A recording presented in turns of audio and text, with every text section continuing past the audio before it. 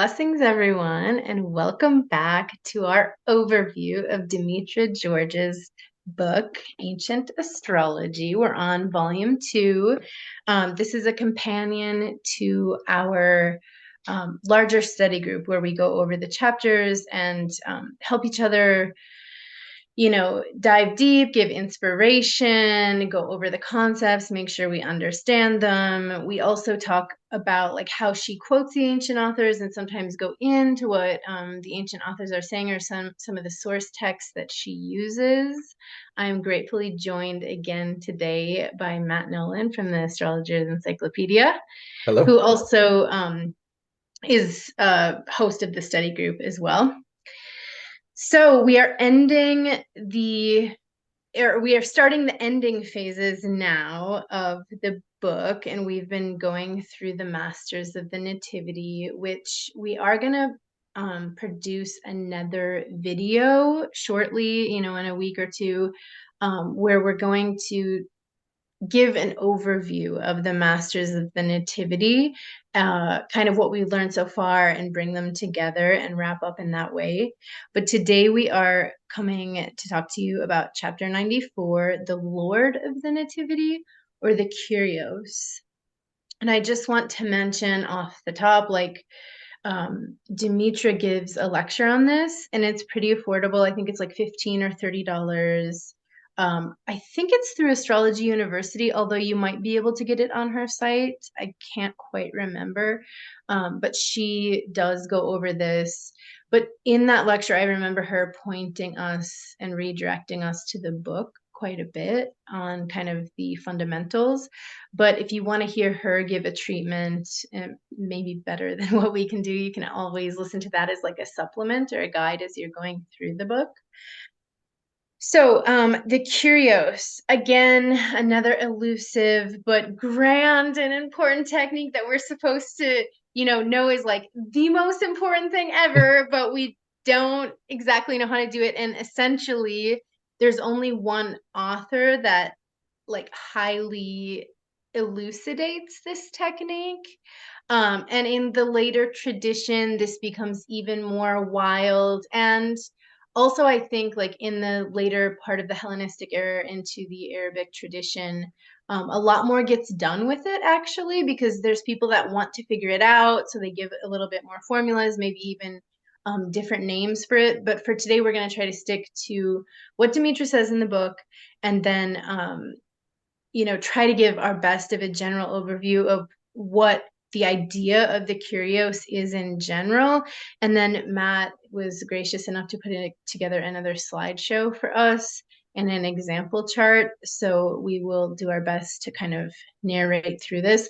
I'm just going to start with reading some bits and pieces from my highlights of Demetra and kind of point, essentially, instead of saying this is exactly the formula, we're going to try to point to the general concept of like, this is the aim. And I think that's what Demetra does. And even the ancient authors, they're kind of like, okay, this is an elusive technique, but an important one. So not to be confused with the master of the nativity, this would be the Lord of the Nativity. And Porphyry opened his discussion between the master, which is the oikodespotes, like the larger oikodespotes. I think it's like Geneseos, isn't he in there somewhere? Thank you. Geneseos, yes. So not just like the oikodespotes meaning the sign ruler, but the oikodespotes meaning like an overall chart ruler. And what Porphyry elucidates for us here is that the Lord versus the master, so the master being the oikodespotes G, and then the Lord being the Kurios, are two separate and distinct but primary rulers of the overall chart. And he likens the master, so the oikodespotes, to be like the owner of the ship, and then the curios to be like the Kubernetes, so like the captain of the ship. So the owner would be like, and first of all, they could potentially be the same. So someone can own a ship and also like drive the ship and bring the goods to whatever place and make sure it gets there safely and like plot out the trip. But a lot of times you can have someone who like owns the house and then someone who's the caretaker for the house, or someone who owns the ship and then someone who makes sure that the cargo gets there safely and plots out the ocean waters or something. Just because you own a ship and care about the cargo doesn't mean you necessarily know how to navigate the ship. So this is kind of the waters that we're swimming in with this concept. So Antiochus made a brief mention, citing Necepso and Petasiris, who they talk about the oikodespotes being like the vital times of men. So again, having to do with, and you can go watch this video, it's our previous video, having to do with sort of the vitality or the nature, kind of like an ascendant, but like big for the whole chart. So it's like character, life's vitality, life's like length, its vigor, how well you're known, what you're known for, all of those things. And then here we've got the curios being the manner of life and how we're destined to perish. So that could be interesting when we talk about like how someone will die, not just like when they will die. So the how becomes a little bit more elucidated with the curios in a lot of ways, which we'll get to. So Valens, though, said that not one single star could be like the foundation for the nativity from the beginning to the end. Like one star could not talk about the overall good or bad fortune or the other topics of life, which we were just going over, I think, in book 3.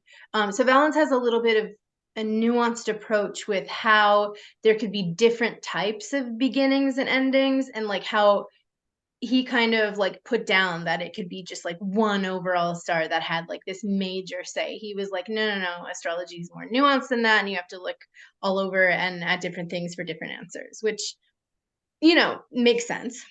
So then other authors briefly alluded to the existence of 2 ruling planets, and this is where we get into the curios. And they only gave procedures for the oikodespotes, but they alluded to that there could be like another one. So maybe there wasn't, maybe those texts were lost, or they had like known that there was one. Because I'm going to go over some more quotes where there's like, not only Necepso and Petasiris, but there is pointing to like, oh, the Egyptian said this or something like that. It has like a spiritual kind of undertone. And this could be seen in like more modern techniques when we're talking about like your guardian angel, the diamond, the name of your guardian angel, things like this, which I think we want to do a video about. Also, I've been talking with Christopher about doing a video on that. So this will kind of link into that in case there's some questions from people of like, oh, is this the same? This kind of gets into that more like spirit and like the nature of not just like, this is the quality of life, but like, how is it lived? Like, how is it embodied? So it has kind of that more elusive spirited nature, like, dare I say, like spiritual nature. So Porphyry was the only astrologer who described the specific procedures for determining both the oikodespotes, so the master, and the curios, the lord of the nativity. And so we are going to be, Matt's presentation is going to go over how Demetra tells us Porphyry walked us through that. So this image of the Kubernetes, which is like the word actually means governor. It's this metaphor that was used in philosophical and religious circles, including Plato. He calls it like a political helmsman or a strategic leadership. He also spoke of the nous, which was like a divine intelligence within a human being. So he likened the Kubernetes to the pilot of the soul.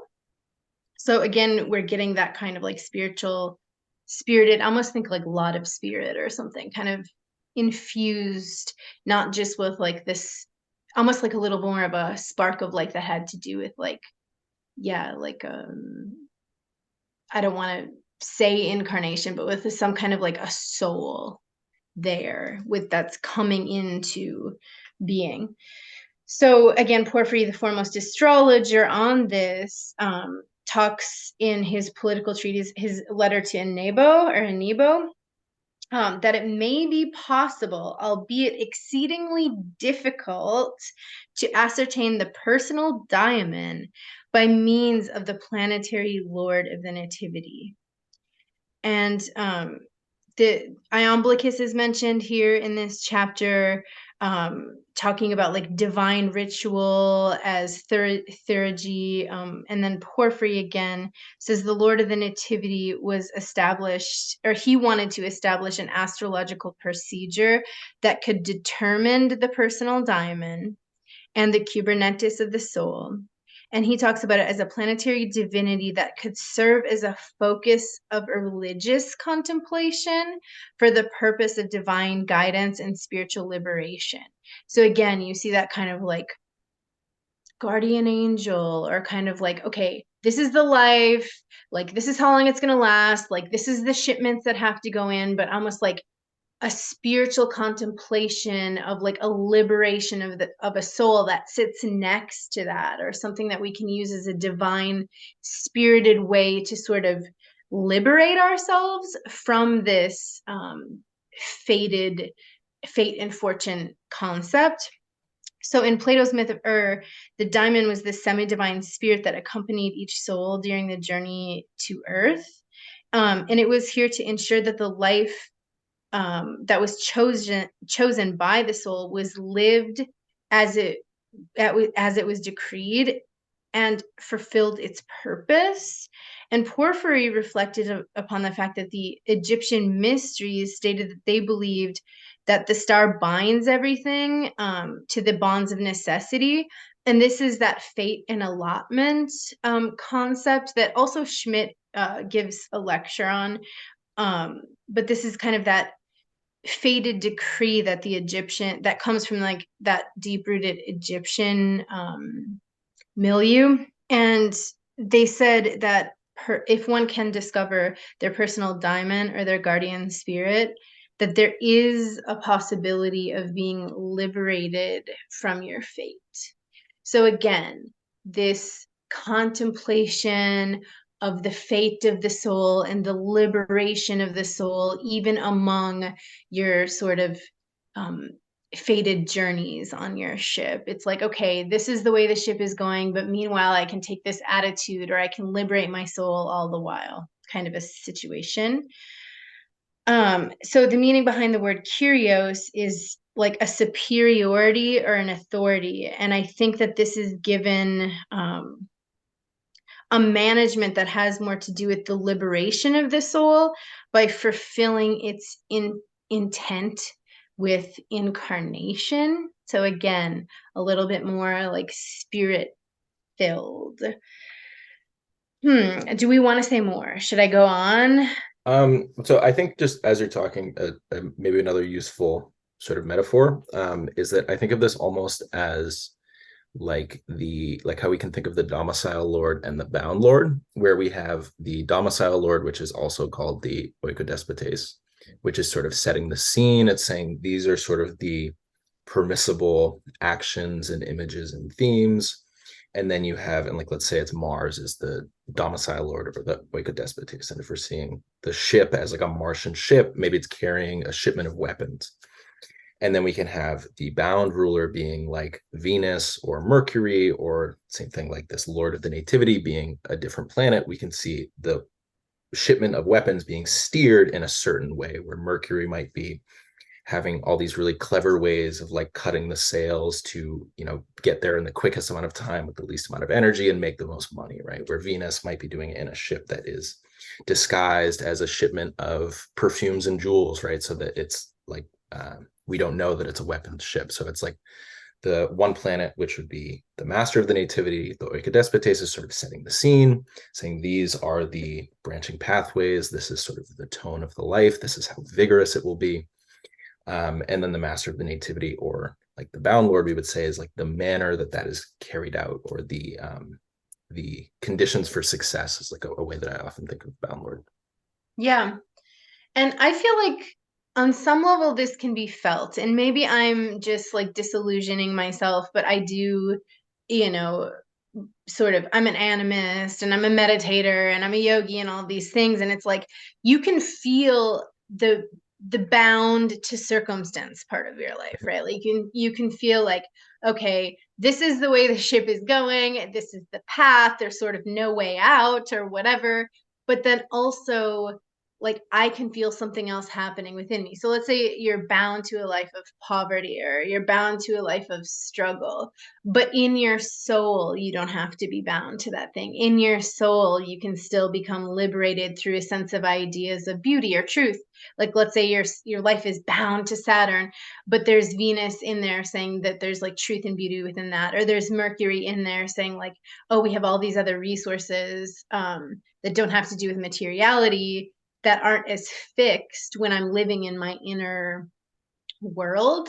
So that's just something to think about, right? Is there's, the life may be fated to 50 years or 80 years, but in that period of time, how are we going to express our internal worlds? And that to me is what the curios is pointing towards, or gives an opportunity towards, or maybe has something to say about. And again, this could be the same planet. So there could be um, a synchronicity or like an agreement between those two planets, or one could just sort of be coaching and helping out the other in a way of one is bound and fated to whatever type of life and character and popularity, and then the inner world has something else happening or something else to say or to guide or to help or something.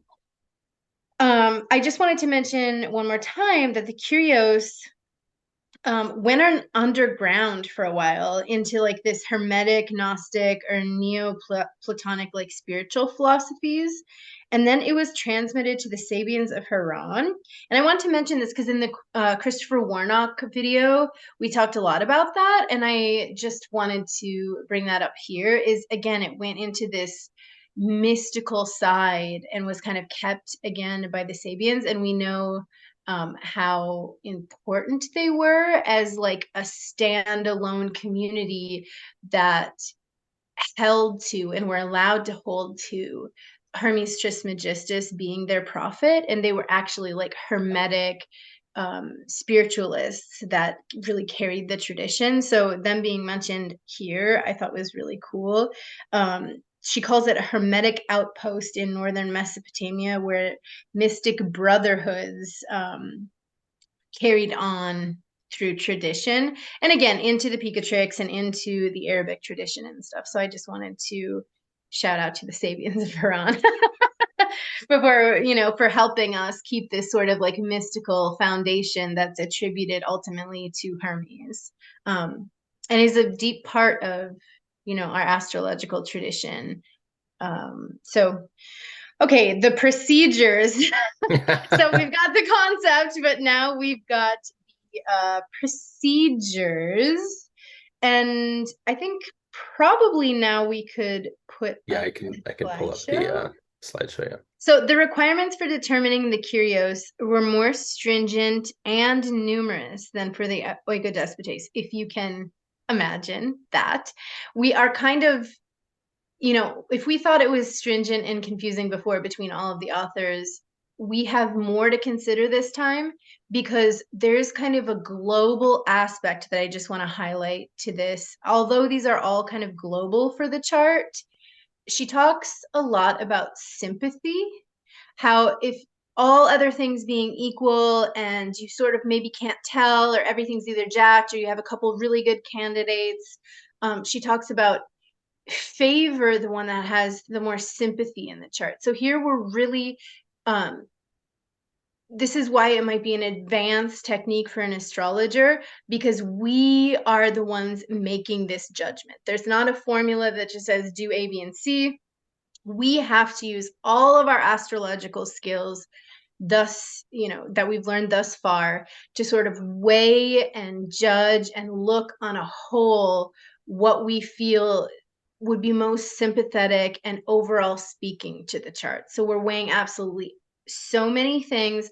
All of our astrological skills are being used. And then if there's a tiebreaker, we really want to use our judgment as to see the overall sympathy with the chart. Like let's say, you know, Saturn rules a bunch of bounds and it's the ascendant lord, and maybe it doesn't have these criteria of being in the 10th, but it's, approaching the MC, and it is kind of says so much about other things in the chart. That's going to give it overall sympathy to Saturn in the chart that might give your judgment that final weight that it needs. So okay, it's more stringent and more numerous than when we're looking for the oikodespotes. The curios considered additional criteria such as visibility, zodiacal rulership, witnessing from other planets, and we're not necessarily like, with the oikodespotes, we kind of try to favor the sect lights if we can. Here, that's not necessarily the case. All the planets are up for grabs here, whatever strength and dignity of the planet. So we're not now sort of guided towards, okay, let's try to use the sun in a day chart, let's try to use the moon in a night chart, or let's favor the opposite sect luminary if it's stronger, or let's go with that kind of like ascendant luminosity or MC luminosity, or try to get the sect lights to guide us. In this case, we're not doing that necessarily. All of the planets are possible candidates. And maybe before we put up the procedures, would you want to just read, Matt, for us what Porphyry says? Mm-hmm. Okay, so for all of you that are reading along, it's page 1090. And Porphyry lays out a little something for us here. Yeah, so basically he's talking about, and we'll get into this in a minute, there are basically two ways that we can find this curios. So he says, on one hand, some define the Lord of the Nativity as the ruler of the midheaven if it is operative upon an angular house, so basically is the ruler of the 10th in the first, 10th, 7th, or 4th. Or if not, then a planet that is present upon the midheaven, ruling as a monarch over the actions of the nativity, as if upon a citadel, and if not, a planet ascending toward the midheaven. So essentially here we have the ruler of the midheaven in an angular house, or a planet in the 10th, or a planet in the 11th, in that order. So it's like, if you can't use the kentron and the pivots and the natural sort of like hierarchical houses, you're still looking for that type of hierarchy upon a citadel, moving towards angularity by like dynamical strength. That's going to be another thing to look for. So not just the pivots, but like strength by dynamacy, or like kind of being rendered crematisticos, rendered busy, rendered kind of in a point of not exaltation, but in a point of power, or rising to power, strength, authority. Yeah, those kinds of ideas. So then he says, others define the Lord of the Nativity as first, the Lord of the Ascendant, or a planet that has stepped onto the Ascendant in its domicile and bounds, then the Lord of the Moon, then the Lord of the Midheaven, then the Lord of Fortune, then a planet making a phase of rising or setting or station 7 days before or within 7 days of the birth. For this planet is authoritative as it conforms to the cosmic state and to those being born at that time. If there are two such planets, they reckon the one rising to be more powerful. To these, they add the ruler of the prenatal lunar conjunction, I mean the ruler of the bounds in which the conjunction of the moon to the sun occurred if the moon was being born away from the conjunction, but if the moon is waning, the ruler of the bounds of the full moon. So that is a lot of information, and that is exactly why I made a slideshow about this. Yeah, and essentially we will now elucidate everything that Porphyry laid out in that little paragraph for us. Yeah. So first we have, there are two sort of procedures that we can take. The first one is super, super easy. So again, we say, is the Lord of the Midheaven in an angular house? And this, by the way, is the chart of the baseball player Barry Bonds. And so when I was making this, I was going a little back and forth on does it mean the 10th house or the actual midheaven degree? Because if we were going by the midheaven degree, then the search is over. It's Venus, right? But I really, by the way, I really, really don't like this part of the chapter. I have to say, I wish that Demetra would have come in with an authoritative voice and said 10th house Yeah. instead of Instead of midheaven, midheaven. Yeah. because again and again she says the midheaven, the midheaven, the Yep. midheaven. And to me, that's like adds to the confusion. Like so many parts of this are already confusing. I wish, and now I know why she didn't, but I wish she would have Well, said, so she kind of does. So my thought was, let me see if there are two charts that she uses in the book. There's the Jackie Kennedy chart and Picasso. So I was gonna look and say, is either one of these have the midheaven not in the 10th? And Picasso has it in the ninth, but when she's going through it in the examples for this chapter, she uses Venus, the ruler of the 10th house, not Mars, the ruler of his midheaven degree. So that's what I'm going with here, because she does. no, she does. I came to the same conclusion, is that when she is saying midheaven, she is meaning the 10th house. Yeah. And I wish she would have just said it that way. Anyway, um, if Demetra, you ever watch this, we love your book. No, we so love you. Absolutely. Absolutely. So we have the Lord of the Midheaven. If it is in an angular house, the Lord of the 10th here would be Mercury. So first, we're going to look and see if the Lord of the Midheaven is in an angular house. So the Lord of the 10th, being Mercury, is in the ninth, not in an angular house. So that discounts him. A planet placed in the midheaven, there's no planet in the 10th. A planet ascending toward the midheaven, i.e., in the 11th house.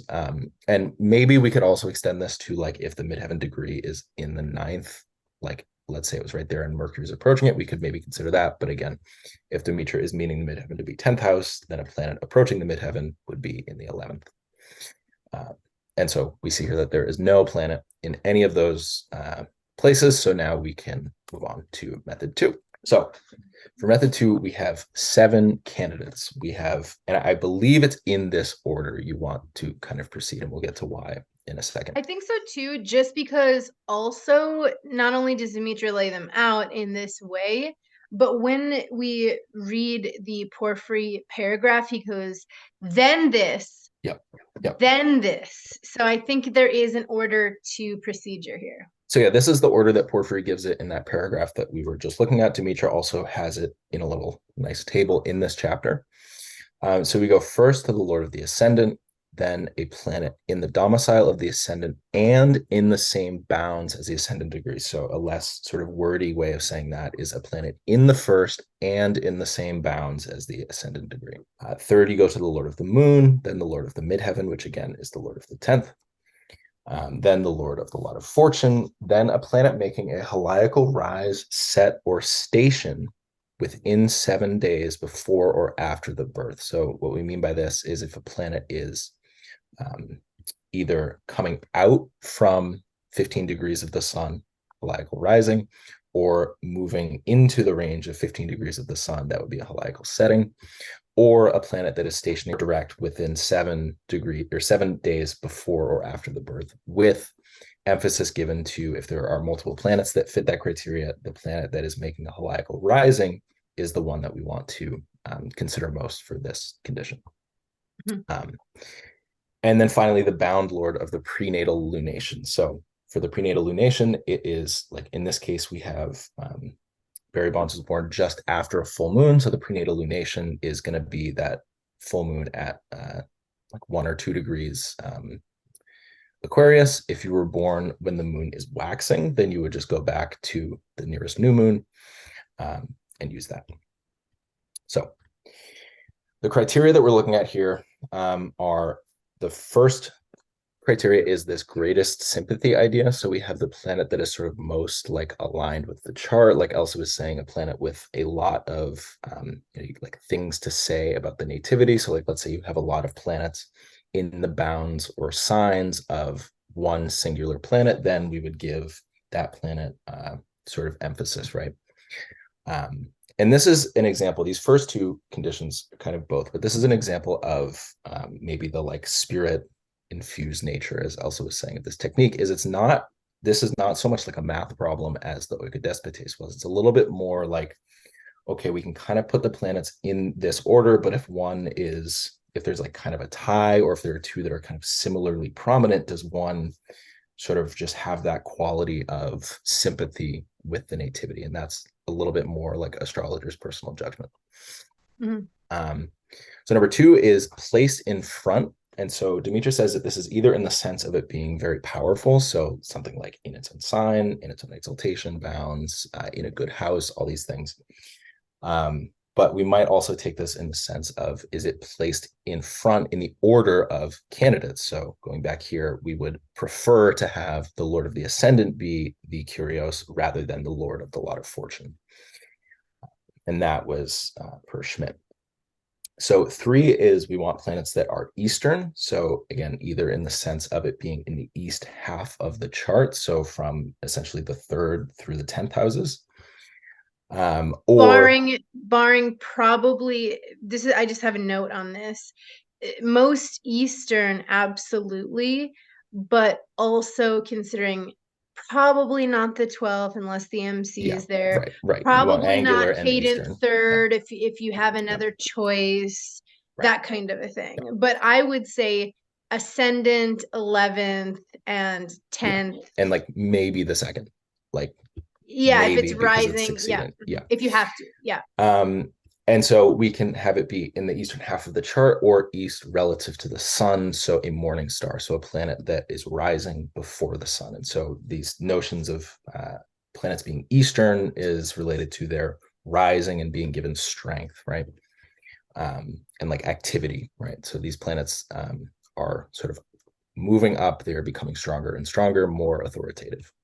Which I think Um, this one also, if you're looking at it as a morning star, can be kind of confusing because then you would have, let's say you have the MC in the 11th or even the 10th, and then you have a planet rising towards the MC, like climbing up in the 11th house, but not yet hit the MC or not yet hit the 10th house. You'd go, oh, that one's climbing to power. But let's say Mercury is there or Venus as a morning star that has risen before the sun, but it's like at the ending of the 10th house or like maybe even the ninth. So let's say that, right.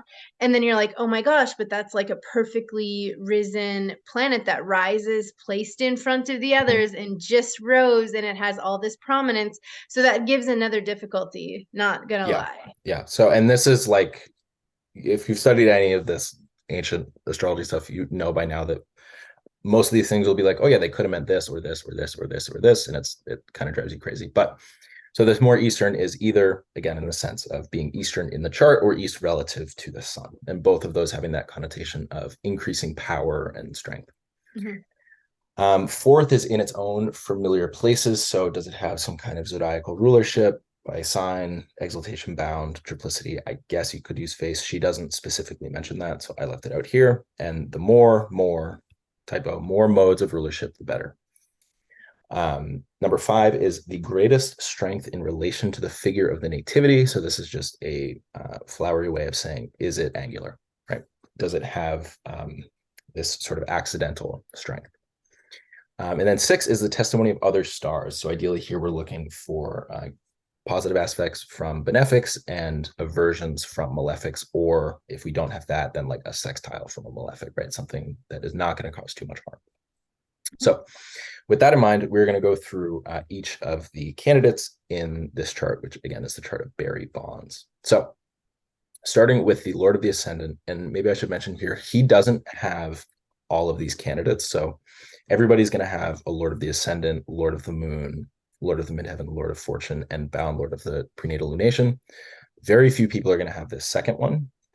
And also relatively few people will have this sixth one. So he has neither of these. So we're basically going to look at candidates one, two, three, or 1, 3, 4, 5, and 7. So first we have the Lord of the Ascendant, which is Jupiter. Jupiter is here in Taurus in the sixth. Jupiter is east of the sun, which is nice, but he's not in an eastern house. He's not in any familiar place. If you look really closely, he's at the very beginning of Saturn's bounds. He's in Venus's sign. He's in the moon's exaltation. He's not in his triplicity. So he's in unfamiliar territory. As well He as not having any aspect to the ascendant, which is not good. right, or Venus, or Yeah. he's an aspect with the moon, I guess, but not in a familiar place. He's not angular. He's in one of the worst houses, and he has no really notable testimony. There's a sextile from Saturn. That's not going to help his case. Certainly, it's not going to make it, damning on its own. So Jupiter, I think we can pretty easily toss in the garbage for this. Disqualified. Disqualified. So second is the Lord of the Moon. We see the moon is here at 5 degrees of Aquarius. We are going to use the domicile Lord of the Moon. So that gives us Saturn. So we can say Saturn is east of the sun, but again, not in an eastern house. He is not in any familiar place. He is angular and has pretty good testimony from both of the benefics, even though these are inferior aspects. We have a sextile with Jupiter and a square with Venus. Also has a square with Mars, which is not going to help his case. But here we see a planet that meets some of the criteria, at least more than Jupiter. So we're going to kind of stick attack in Saturn as a potential candidate for the curios. Next up, we have Mercury, who is the ruler of the midheaven. Mercury is not Eastern, again, not in a familiar place. Mercury is cadent. Mercury does, however, have very good aspects from both benefics. So we see here a square from Jupiter, the benefic of sect, and a sextile from Venus. He is averse to Saturn, does have a sextile from Mars, which again is not going to, put a nail in the coffin. It's definitely not going to help it. And I would say here that Mercury actually has the most sort of sympathy throughout the whole chart, being the ruler of Mars and Venus here, these two angular planets. So we can kind of take some note of Mercury here. And then Mercury is also going to be the lord of the lot of fortune, the lot of fortune being here in Gemini. And Mercury is also the bound lord of the prenatal lunation. So that kind of takes us through like all of the candidates. I initially making this, like I'm going back and forth, honestly. Initially, when I was making this, I think it's Saturn because of the angularity mostly, as well as the good aspects from the benefics. Mercury's cadence definitely doesn't help. However, Mercury does have a good aspect with the ascendant, and again, has this really important sympathy with the chart. So, I have here written, I think Saturn has the best argument. I actually don't even know if I think that, because Mercury is, again, ruler of, is first of all ruling the midheaven, but is also ruling Mars, Venus, A lot another of angle, spirit and a a lot lot of of spirit and a lot of fortune. fortune. So part of me now is like maybe it is Mercury, right? And so this is kind of again the the If trouble here, right? Mercury And was rising before the sun, then I would be like, oh, yep, like yep, for sure, yep, but then I'm like, oh, shoot, like I wish it had like right, one more little thing, but it is being also hosted by the sun in yep, domicile. So I think mm-hmm, that also gives it a really strong yep, relevancy. mm-hmm, And I favor the ninth house in ways that I know I shouldn't, just because it does have the most positive aspect to the right, ascendant in right. all of the chart. And Mercury is, even though I guess I never know if aspects to the angles are separating or not, but Mercury does have, it's a couple degrees off of a perfect trine with the ascendant. And also, pretty close to this aspect with Jupiter as well. So I don't know. Part of me is like, and then what I know about his life is he's using these like secret, undetectable steroid technologies to be bigger, stronger, faster, right? Which is very Mercury in Mars's bounds, ruling Mars, but then also Saturn. Very Jupiter square from the sixth as Right, right, well. right. So there's a lot that you could say either way. But this is actually, I think, kind of the fun of it is we get to have these actual judgments made by the astrologer that aren't, read off a sheet like that. Yeah. Um, so that is just one quick example, and we can see already just from one example, there's not always a clear answer. I'm glad that you used like a hard chart, because this is more often what you will find. And it Yeah. would be very easy for us to just grab a chart that's like, oh, great planet in the 10th, this is the Curios. But most of the time, you do find some kind of like weighing or some kind of argument. So, what I want to say to people after this is like, there's nothing barring you from like joining our $5 tier just for the next two or Mhm. three study groups. Like, there's nothing stopping you from doing that. So, if you wanted to bring in a couple of charts or be like, hey, what really is mine, and like talk it over with the group, you definitely can join just for these last few and do that with us. So the link will be below if you want to do that. We throughout this journey, we've been meeting on Wednesdays, but for the last few, we have to meet on Mondays now. So we meet on Monday evenings. I don't know if that changes anything for any of you and makes it a little bit better, but for the rest, I think we have like this meeting and like maybe one or two more, and we're doing them on Monday nights. So if you want to join us, And so feel it's free. the last Monday of the month. So this is coming out probably the day of, Mhm. but it's going to be October 30th and then November 27th, and then December we're gonna figure out We're gonna because have a floating date, I think, because yeah, of the because the last holidays. Monday is Christmas Day, so we're not Yeah. gonna do that. Yeah. So, but if you want to join for Kurios, um, definitely do so. Come and give your chart example, or we're going to be going over more chart examples. I think just mostly of people in the group, but maybe bringing a couple that are like, oh, these are really easy ones, and then a couple that are a little bit more tricky to find. Um, there are possibilities of like not having one or having a really weak one, just like we found with Yeah. the oikodesmotase as well. So there's always that possibility. Thank you, Matt, for putting that together, the slideshow. It really kind of makes I love having that visual component. So thanks Mhm. for doing that. Let's see. Do we need to say anything to conclude? I think we've got it pretty good here, except for that we are going to be doing the 5 rulers of nativity final summary as like an extra bonus video. We are can the 5 rulers of the nativity we will be covering, today or tomorrow, this Monday the 30th, along with this study group, but we're going to do a separate video for it, just because I think it's going to take more than just tacking on to today's like end of the video, and we want to do it justice. But we're covering the sort of 5 rulers together in this month's study group. For those of you who are already patrons, thank you. And for those of you tuning in for these little snippets, we hope that it helps organize your mind around it. And thank you for just joining us via YouTube and tuning in for the kind of just motivation to read this book together and kind of understand it on a deeper level. Thank you, Matt, again, for being here and bringing your slideshow and all your wisdom.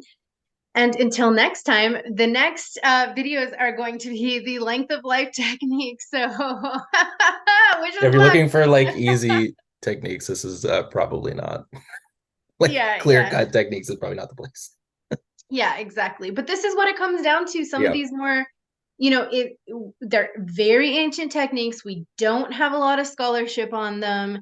We're also, they're coming. Hopefully, we get more, but we don't have like tons of authors, and they're kind of not always in agreement. And this is where being an ancient astrologer, being kind of, what would you say? I don't want to say like an advanced astrologer, but I guess these are kind of advanced techniques where it's not going to be as cut and dry as just learning essential and accidental dignities. It's going to be using all of our judgment and kind of Mhm. finding that on our own and just feeling solid in, okay, well, I guess you don't have one, or if you did have one, it's going to be this. So we're on our own with that. Like that's part of the job of an astrologer, which is either fun or terrible, however you want to cut the I know it's cake. like I have like Mars on steroids and I love this, and Elsa's Mars is like, I'm like, drowning in some no. faraway ocean. But on a spiritual level, I actually for all of these concerned where I'm just like, oh my God, this is terrible to have to make like an execution judgment on the thing. I felt more comfortable doing it with the Curios. And I don't know Yeah, why. Maybe that's yeah, because it does have like a spiritual sympathy where you can kind of be like, yeah, okay, okay, okay. I don't have to determine the person's length of life. yeah, I just have yeah. to decide like where their spirit is kind of going to fall. And for Right. me, that was a little bit easier. So I don't Yeah, know. there's like you have to pass the vibe check. Yeah, yeah, it's a vibes check. Exactly, exactly. Okay, y'all. Thank you so much for tuning in. Thanks, Matt, for being here. And until next time, ciao.